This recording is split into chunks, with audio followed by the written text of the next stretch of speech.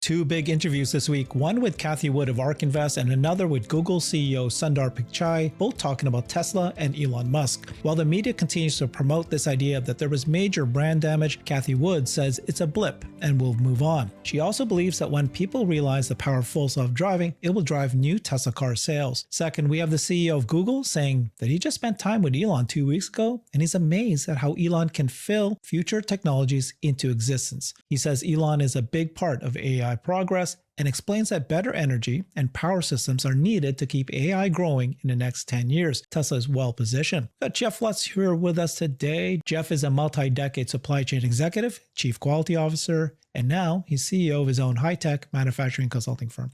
Welcome, Jeff. Hey, Herbert. So, these are two exciting interviews to go through. Yeah, I love it. Cathie Wood and Sundar Pichai. You know, one of the best things to do is always listen to the top executives of the major companies, people that are, well respected. Listen to what they're saying about Elon and Tesla.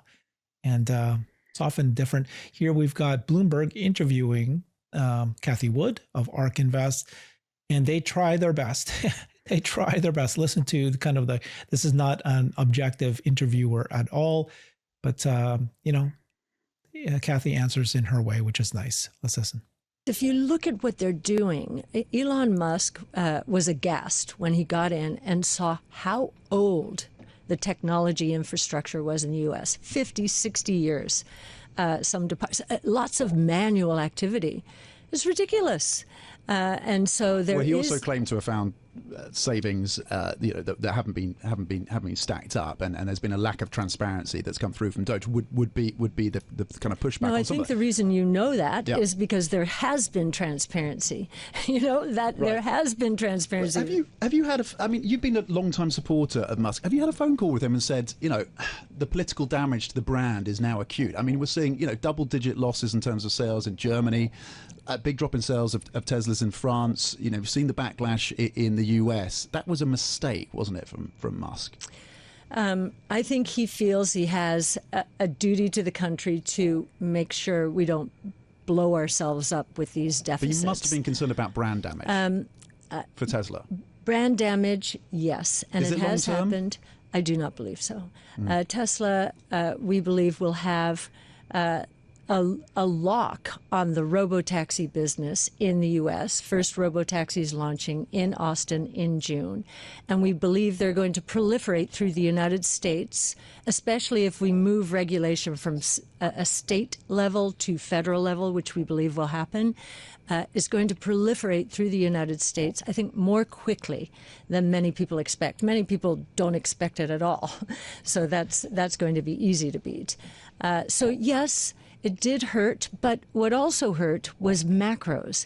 All automakers, until this tariff swoosh, to get ahead of tariffs. Let me pause it there, Jeff. So this guy's doing his best to try to, position Elon in a certain way.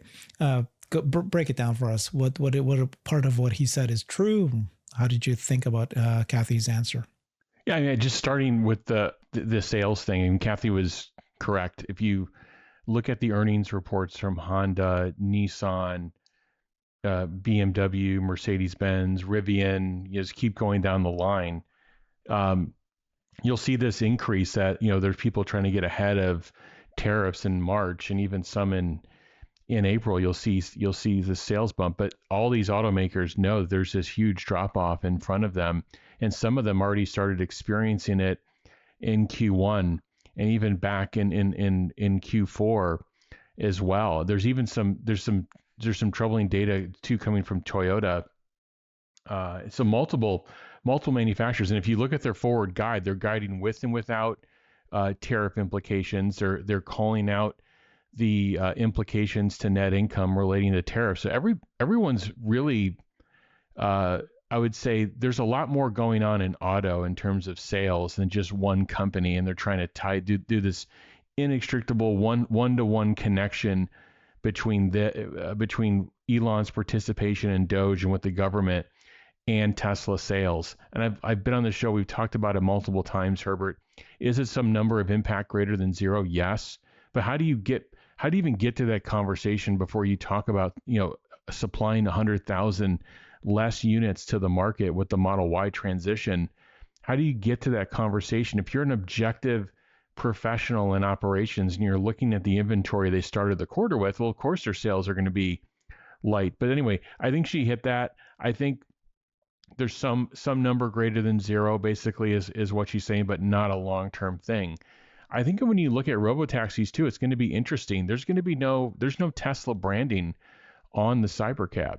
Now, obviously, we'll start with Model Ys and so forth. And I don't think Tesla doesn't need to run away from its brand. Tesla has a great brand in automobiles. It's got a net promoter score well over 90.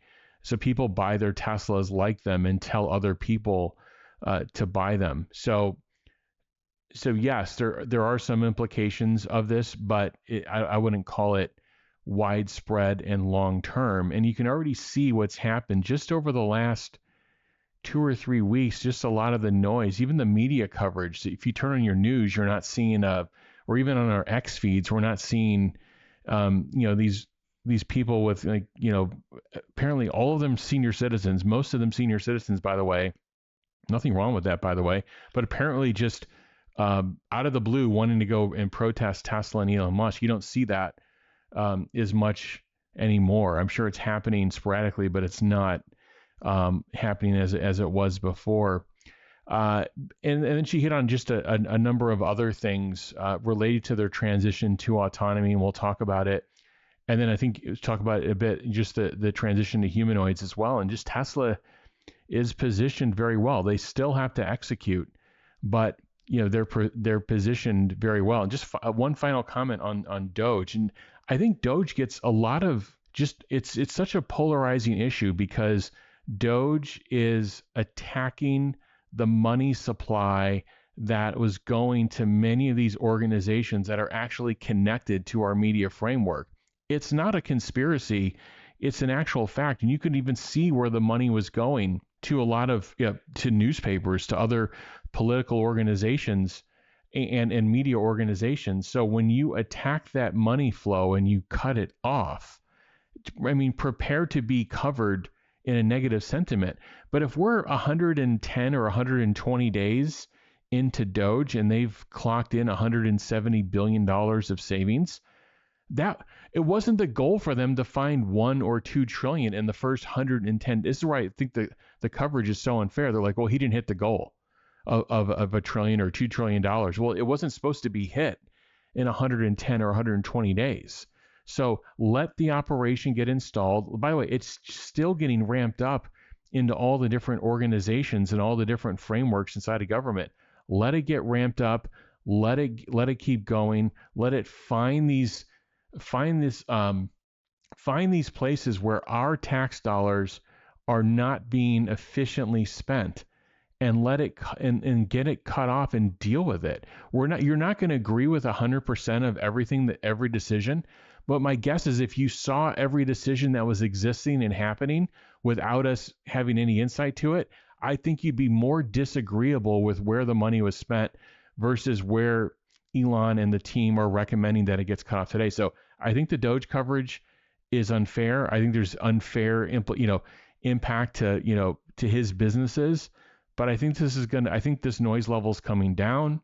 I think Elon is clearly focused on his businesses going forward. And quite frankly, if there are this is, I think, a really important point for the show. If there's a key vote coming up for Tesla, for how it wants to structure itself, Elon's compensation package, I can see Elon being very positive and really trying to drive up the value of the business over the near term time. And he's always trying to do that. There's no question about it. But really being intensely focused on that and just going into those votes with the highest perception of the value of the company. So think robotaxi rollout. Think more humanoids beginning to scale and more visibility into that. And I think we're going to see the best of Tesla over the next year. Mm-hmm. I think it's time to move on. Stop talking about brand damage and Doge. We've got to talk about robotaxi and FSD and the impact of that. That's what Elon's focusing on now. And, these interviewers still going after that. Thank you for that, Jeff. Let's listen in to finish off this interview with Cathie Wood. And we also have the Google CEO. So let's listen to what she says here. All automakers have been suffering, and especially in the first quarter. The news cycle passes quickly in the United States. And now that Elon is stepping somewhat aside, not completely. Which you welcome. Yeah, no, I think the shock value of what he did was important, and now he's got a team in place that is going to follow through. And the way that Elon works is he sets milestones and time frames, and when that he often doesn't meet. When they are not met, he goes in and becomes ultra focused, and you hear about the mass layoffs and all of that. So is there a concern to you in your mind around, we talk a lot about decoupling in terms of the trade war between the US and China, of decoupling between the US and China, but actually there may be an element of decoupling with Europe because of the additional regulations that the Europeans want. If you talk about robo-taxis, can we really imagine that there will be a mass arrival of robo-taxis in all the cities across Europe? The regulators here are not allowing, or UK and Europe are not allowing FSD. So I think it'll be a long time. Yeah. But I think there will be demand pull ultimately, because when people visit the United States and see that they can watch a movie while they're being transported from here to there, I think people love new technology, and especially when it increases convenience and is less expensive than their existing alternatives. Okay. Gosh, I just wish the interviewers weren't so biased. They're really doing their best. Yeah, it's okay. I think it's okay for interviewers to challenge, but I don't think anybody can objectively say that there's not enough negative coverage of Tesla and there's not enough negative coverage of Elon. Or we don't talk enough about sales in Denmark in February. I think it's covered. I think if you Google Tesla Sweden, you'll find 15 different articles. But I think Cathie hit on a number of different topics, just in terms of how Elon structures projects and how he puts these goals in place for the team. You don't hear a lot of other companies talk about it, or if you do, it's actually rare. But he puts goals out there, very visible, and that's what really drives the team, and that really it helps him understand where he needs to get in and sometimes intervene. So, this goal of a particular savings by a particular date, I think that's still out there. I think the Doge framework has been implemented. I think she's correct that he wanted to make a bit of noise to get focus, to get eyeballs on this, let them know that there's a big thing here to go after. And if they end up saving hundreds of billions of dollars this year and hundreds of billions of dollars next year, and maybe it's not $1 trillion, maybe it's 700 billion or 800 billion, that's enough to nearly fund, our defense budget. So anyway, I think this is time well spent, money well spent. I think Elon has also built up a lot of goodwill. I'm sure there's also been some disagreements with the cabinet, but in general, a high level of respect from the president and from the cabinet, just a complete 180 from what happened in the prior administration. So I think if you're a straight player and you're looking at the pros and cons of what happened here, you can certainly come up with a list of cons and you can certainly come up with a list of pros. I think long term, it's going to net out fine for Tesla. I think things felt and seemed difficult in the very near day-to-day term. But if you look at where Elon's focus is, where his time is, and quite frankly, where his commentary on X is, it's really back on the tech, back on the business, and that's the primary area of focus. But he still has those connections in with the government. And guess what? We have to keep reminding people we're introducing AI to the world and to the United States over this time period. who better to have that very close connection with the White House than Elon? We're introducing an autonomy framework for vehicles. Very important for that Tesla gets a federal autonomy framework and doesn't have to deal with 50 different states independently. And then we're going to be ramping up humanoid robots, and who better to have that relationship, both a really good relationship with the US government, and quite frankly, Elon has a very strong relationship with the Chinese government as well. Different, he does his business in China for China and for some other parts of the world. And I think it's really important for Tesla that he maintains a very strong relationship there as well. And he's also made his feelings known on tariffs. He's basically saying lower barriers to sales globally is a better thing, and opening up trade is a better thing. So it's a bit antithetical to what the current administration is doing. So I think that shows that he's also willing to objectively speak out when he sees something going in the wrong direction. Perfect transition. We're going to talk about what Google CEO said, which is what you're saying, Tesla and Elon and the AI.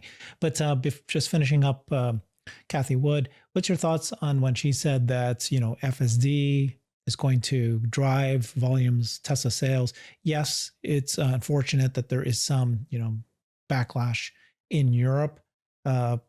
Likely there is some, but they're not going to get away with it. Like, they're not going to be able to stop basically it's going to be about robotaxi and FSD.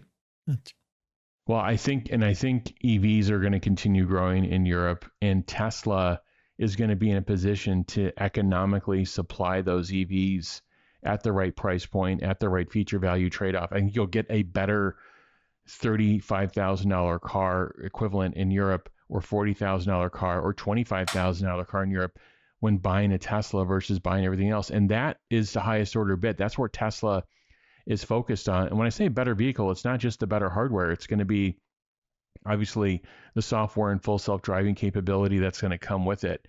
So I think they put themselves in a good spot. I do believe FSD will drive sales. I think it is starting to drive sales already.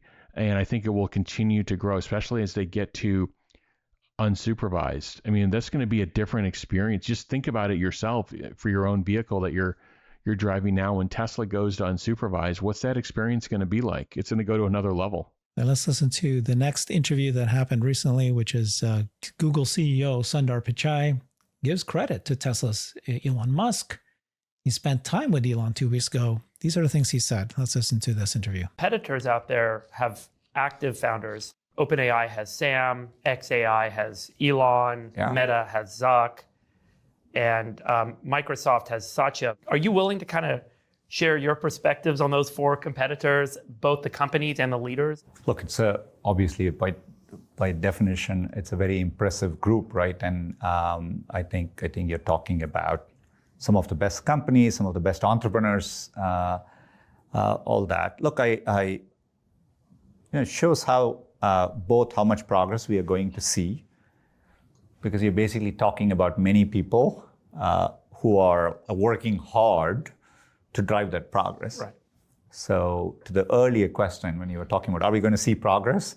The answer has got to be yes, because of the unique types of people here pushing progress, right? So look, each of them, they're different people. I'm fortunate to know all of them, and I think maybe only one of them has invited me to a dance, not the others, right? But I spent time with Elon maybe 2 weeks ago when I talked to him, and his ability to will future technologies into existence, I think it's just unparalleled. So look, these are phenomenal people. I respect all of them. There's partnerships involved, there's competition involved, but if I were to step back and say, at the end of the day, I love, driving technology progress in a way that impacts people positively. When you think about areas like healthcare and other important areas, education, and, we are now talking about this, why AI is so profound. So the opportunity is what excites me. I think all of us are going to do well in this scenario. That's how I think about it. Right. And much of the narrative, and I think probably the fact around the ability to deploy AI at scale is one that is predicated on availability of electricity. Even Elon, and I've been talking about this for a while on my podcast, but Elon this week is saying, hey, I need a terawatt of compute. Terawatt is roughly the power production or the electricity production capacity of the entire United States. US is going from 1 to 2 between now and 2040. China's going from 3 to 8. And there's probably upside given all the new electricity production technologies that they're rolling out now, which will be additive to that. How much is electricity generation going to play a role in who is going to economically benefit from AI over the next 10 to 15 years? And where is the US compared to China? And maybe where is Google? Well, look, you're definitely hitting on, what is, when you look at any system, you want to find where the constraint is, because that's what gates the whole system. And you are rightfully identifying the most likely constraint for AI progress, and hence by definition, GDP growth and all that stuff, right? So I do worry about it a lot, but the answers are, sometimes you run into challenges which are, you have to solve. You're running into physics barriers or something like that. This is not a problem like that, right? We already know the technologies that can work to supply the demand we need. So it's more to me an execution challenge, right? I would phrase the energy problem as it's obviously multifaceted, but I think be it really embracing, we shouldn't have innovators' dilemma in the energy sector, right? So we should lean into all the possible innovations ahead. And there are many of them. Obviously, first of all, people perpetually, I think, will underestimate solar, right? Solar plus batteries will end up being huge. Obviously, the amount of innovation that's going into nuclear, geothermal, all of that are opportunities to embrace, and it's more I'm not mentioning. But I think, upgrading the grid, solving for transmission, permitting to make all of that progress faster. And then actually, I think we may be workforce constrained, to my earlier point, right? I think we are all, if you look at the number of electricians leaving the workforce versus suddenly all of us, and you project out this demand, there's a huge mismatch, right? So literally how do you make sure there is incentives and workforce development to address shortages like that over the next decade will end up being important policies. I think we're fortunate, people like Secretary Wright and Secretary Burgum, they are very, I think, deeply aware of the issue, and I think they are hitting the problem hard. But I definitely think it's solvable, but I think we all have to put our mind towards it. I love it. It's good that they talked about this. It sounds like Tesla is well positioned. Elon's talking about 1 terawatt of power. He said that solar and batteries are going to be a big part of this. Tesla's going to be, a big part of this as well. Yeah, I like the comment about willing new technology, new industries into existence. Yeah. That is the kind of the understatement of the century, of the whole interview, certainly. And that's a big deal, because just to quote unquote will, like for example, EVs into existence.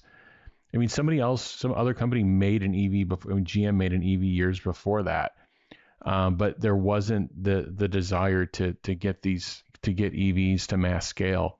And what's involved in that, all the way from the supply chain, all the way through the end point of how a vehicle is actually distributed to a customer. If you wait for everything to be quote unquote ready from a technology perspective, and you don't go out there and actually invent it and create it, you're going to be a follower.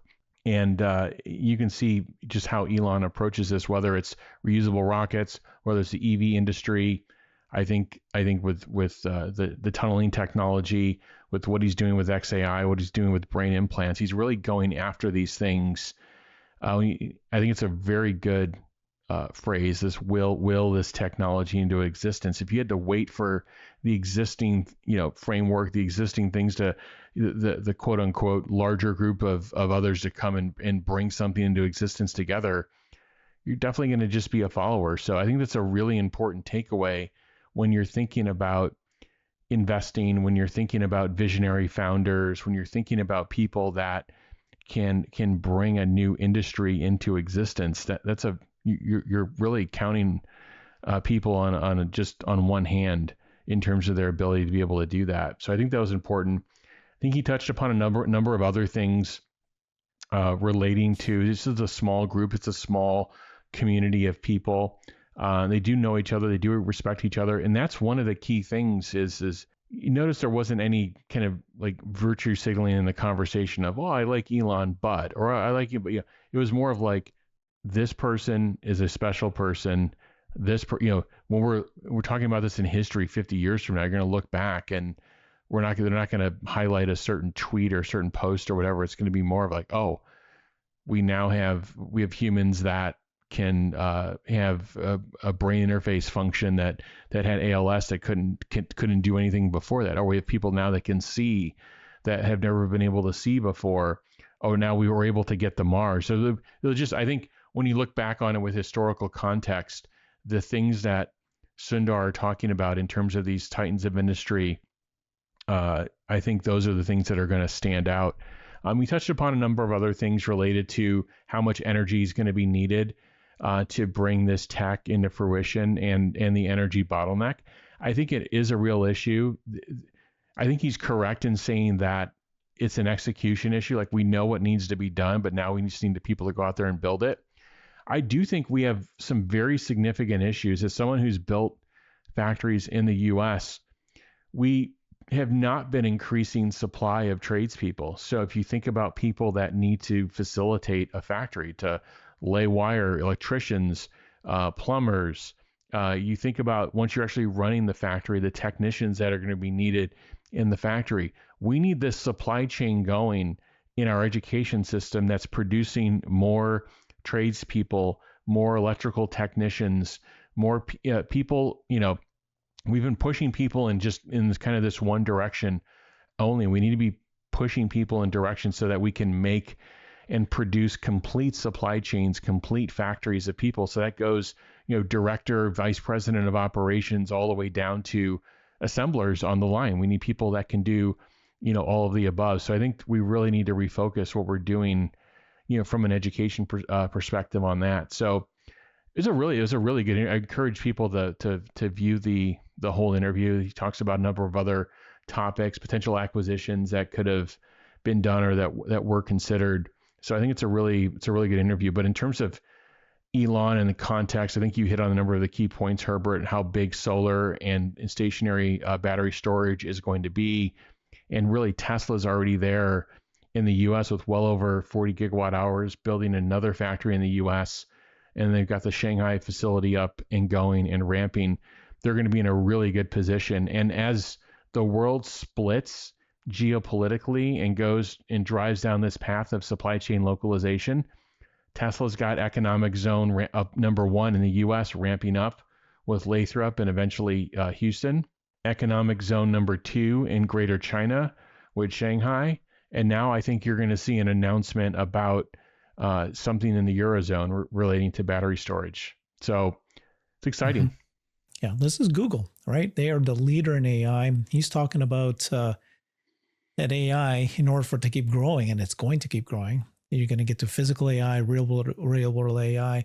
And how do we get there? That's the problem, right? The bottlenecks. It's keeping them up late at night. Who do you want?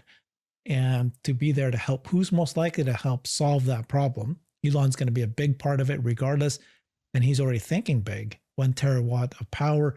And he's got all the key pieces in place already. It's like as if he thought about this 10 years ago and set everything up, and properly, the Megapack business, his AI business, his cars in real world and so forth. So it's exciting. This is it. We're in pole position because it's all Elon. He's the guy that wills things into position, into future technologies, into reality. And he's going to do this one as well. going to watch it happen in front of our eyes. Yeah, and I think we're going to see it with autonomy. I think this is the first time you're going to see autonomy at scale, and it's going to be much different than kind of these smaller operations.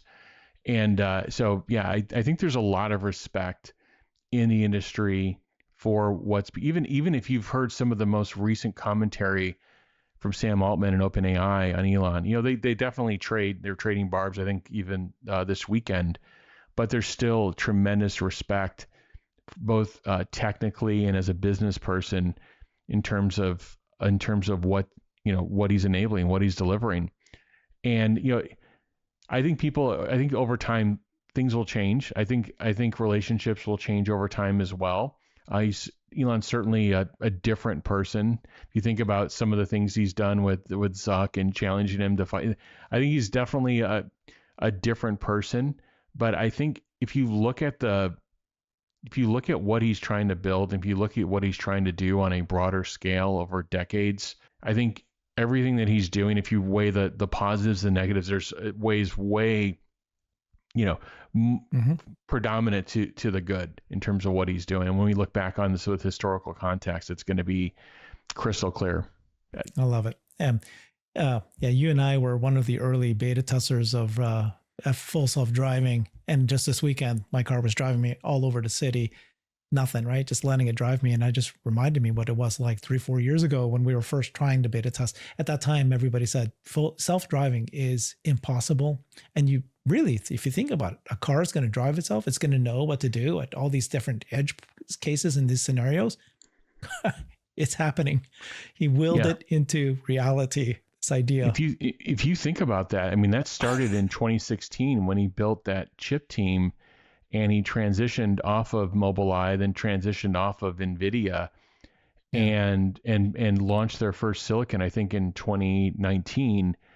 And there's not a lot of, I mean, that's a very short timetable to being able to do that. And now Tesla develops their own silicon.